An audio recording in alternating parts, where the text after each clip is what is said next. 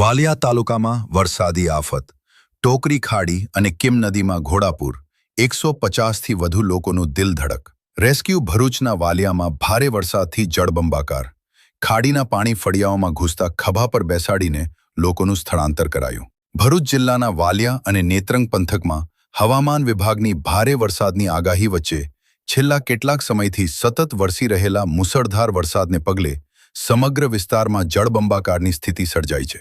સતત ખાબકેલા વરસાદના કારણે સ્થાનિક નદી નાળાઓમાં રૌદ્ર સ્વરૂપ ધારણ કરતા ઘોડાપૂર આવ્યા છે.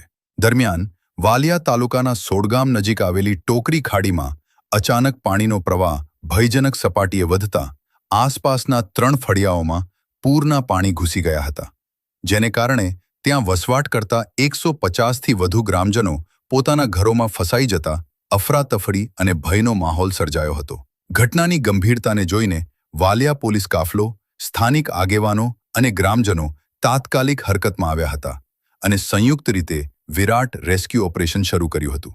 પાણીના ધસમસતા પ્રવાહ અને ભારે પડકારો વચ્ચે પણ પોલીસ જવાનોએ જાનના જોખમે નાના બાળકો અને વૃદ્ધોને પોતાના ખભા પર બેસાડીને તેમજ દોરડા અને સુરક્ષિત સાધનોની મદદથી તમામ ફસાયેલા લોકોને સલામત સ્થળે ખસેડ્યા હતા. સમય સૂચકતા અને તાત્કાલિક હાથ ધરાયેલી કામગીરીના કારણે એક મોટી હોનારત ટળી હતી.